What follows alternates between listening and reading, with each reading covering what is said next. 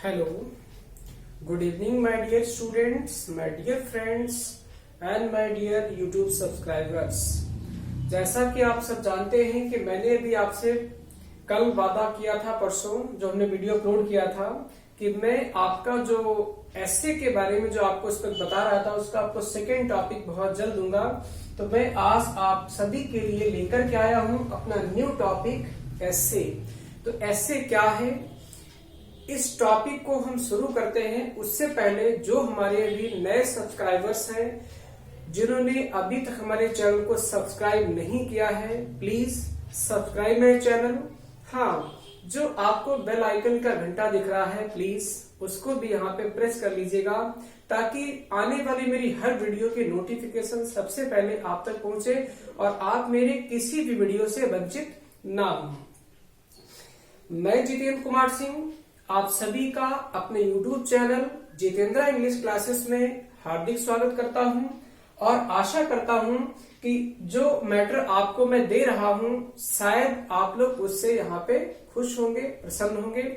एक चीज और कहना चाहता हूं कि बहुत से यूट्यूबर्स हैं जो कि यहाँ पे अपने कभी भी अपने सब्सक्राइबर्स को अपना कॉन्टेक्ट नंबर नहीं शेयर करते हैं। मैंने अपना हर वीडियो में डिस्क्रिप्शन बॉक्स में अपना जो नंबर आपको दे रहा हूं और हाँ, यदि किसी में ना हो तो कोई बात नहीं है, तो मैं आपको वैसे भी यहाँ पे जो नंबर मेरा है वो आपको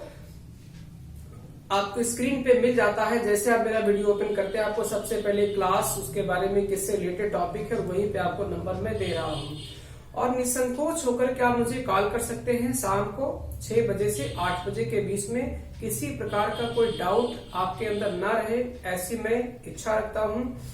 हाँ, साथ ही साथ मैं ये भी कहना चाहता हूँ जैसे कि बहुत से गर्ल्स जो है, जो मेरी बहनें हैं, तो वो यहाँ पे सोचती होंगी शायद यहाँ पे क्या है पता नहीं कैसे सर है, किस प्रकार के हैं। निसंकोच होकर के बेटा आप फोन करिएगा। मैं आपसे वादा करता हूँ कि आपकी मैं हर प्रॉब्लम को सॉल्व करने की कोशिश करूंगा और किसी प्रकार की कोई अनर्गल बात मेरे द्वारा नहीं होगी। अगर जो होती है आप सीधे यहाँ पे FIR मेरे ऊपर करा सकते हैं, इससे ज्यादा मैं कुछ नहीं कह सकता हूँ। हाँ, यदि आपको कोई डाउट है तो निश्चित यहाँ पे आप मुझसे कॉल करिएगा और नहीं है तो मेरे कमेंट बॉक्स में जो कमेंट्स यहाँ पे होते हैं उसमें आप जाकर के कमेंट्स करिएगा ताकि मैं आपके उस सवाल का जवाब आपको दे सकूं, आपके समस्या को हल कर सकूं। चलिए देर ना करते हुए आते हैं टॉपिक पे। तो आज का जो हमारा टॉपिक है वो है एसे। एसे का मतलब निबंध। निबंध क्या होता है, तो सबसे पहले जानने से पहले कि क्या होता है, पहले हम जानते हैं कि इस शब्द की जो ओरिजिन है, जो उत्पत्ति है, वो कहां से होती है। The word essay is taken from the French word acai. तो जो फ्रेंच भाषा का शब्द था एसाई शब्द से लिया गया है, विच मीन्स जिसका मतलब होता है टू ट्राई कोशिश करना, टू एग्जामिन जांचना, पड़ताल करना, परखना और अथवा टू अटेम्प्ट या फिर प्रयास करना। तो जब भी हम यहाँ पे ऐसे को क्या करते हैं, उसकी कोशिश करते हैं, उसमें हम प्रयत्न करते हैं, उसको हम जांचते हैं कि एक अच्छा ऐसे, एक अच्छा निबंध कैसे लिखा जाए। नेक्स्ट, व्हाट इज एन ऐसे।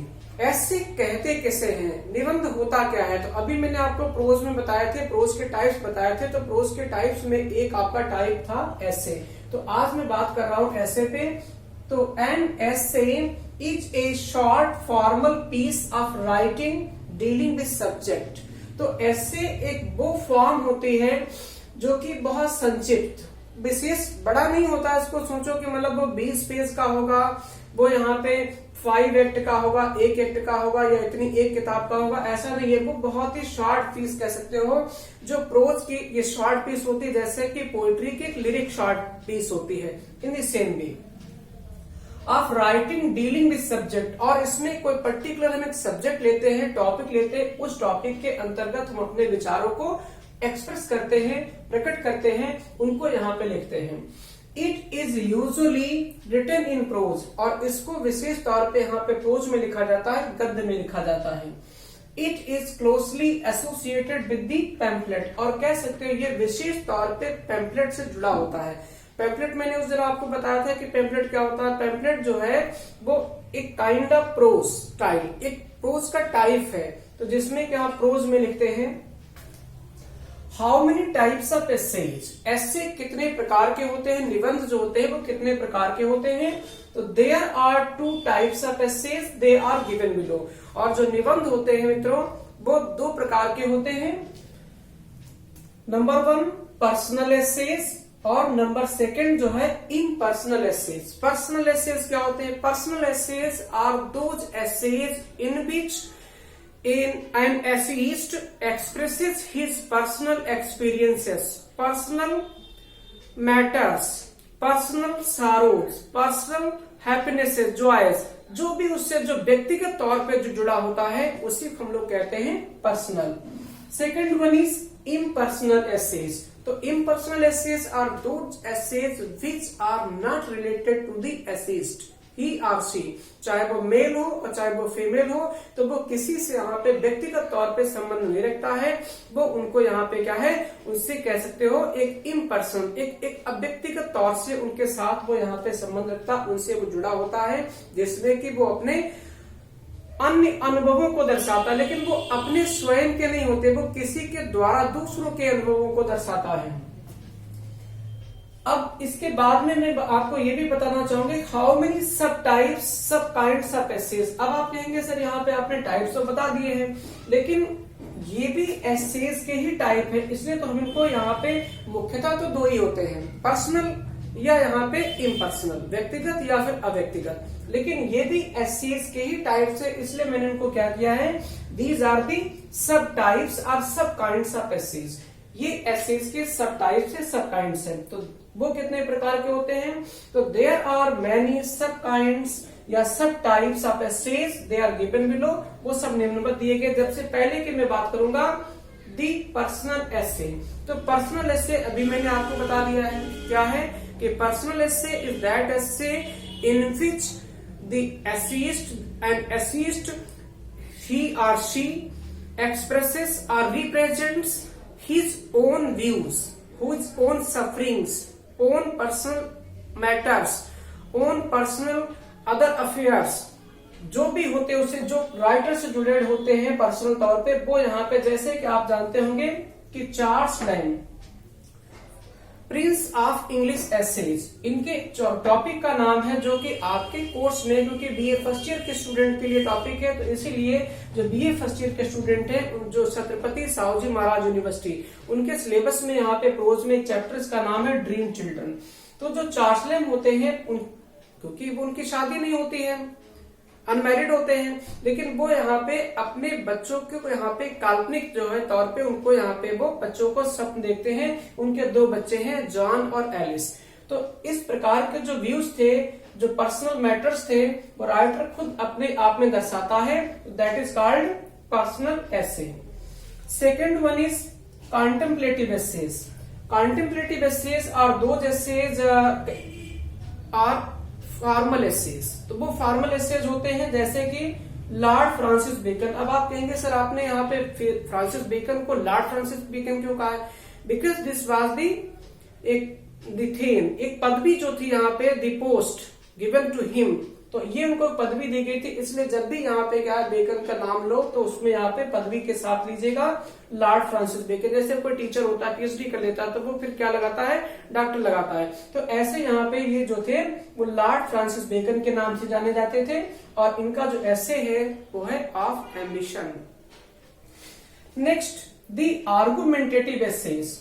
जैसा कि आप सब जानते होंगे, आपने इंटरमीडिएट में जो बहुत पुराने स्टूडेंट होंगे उन्होंने पढ़ा होगा, एक टॉपिक था ए डायलॉग ऑन सिविलाइजेशन। तो उसमें जो राइटर है CEM जोड, कैरल एडविन मिचेल्सन जोड, इन्होंने क्या किया था कि इसमें यहाँ पे जो लूसी के साथ में उसके तर्क वितर्क होते हैं सिविलाइजेशन को लेकर के।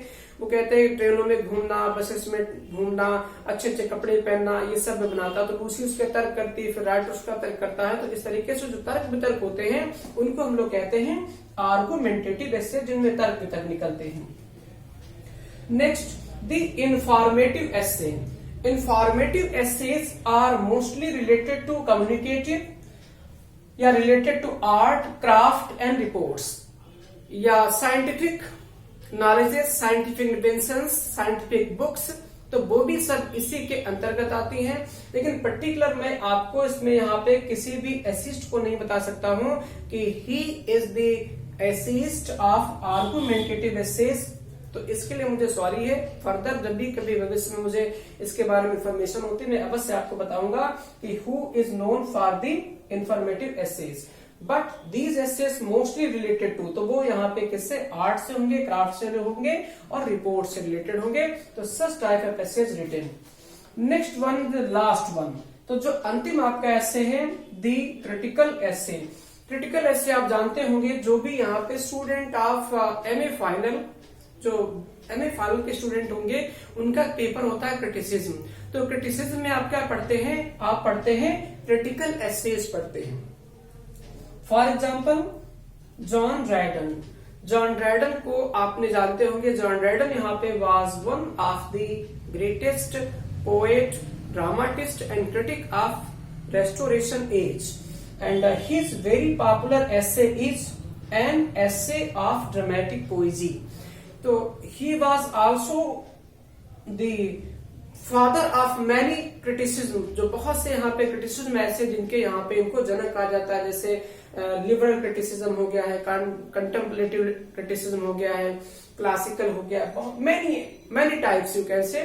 तो these are the main points related to essay जो मुझे यहाँ पे अच्छा लगा कि मैंने सोचा कि आपको ये सब पॉइंट्स दिए जाएं, आप लोग भी इनके बारे में जानें, और उम्मीद करता हूं कि जब आप मेरे वीडियो को देखेंगे तो आप अपने दोस्तों में भी शेयर करेंगे, ऐसी मैं आपसे कामना करता हूं, क्योंकि आप जितना मेरे चैनल को शेयर करेंगे उतने हमारे व्यूज बढ़ेंगे, उतने हमारे सब्सक्राइबर बढ़ेंगे, और मैं सारे सब्सक्राइबर का पुनः दिल से एक बार धन्यवाद देता हूं कि जो आपने मुझे उस लायक समझा, आपने मेरे चैनल को सब्सक्राइब किया। आप सभी का बहुत बहुत धन्यवाद।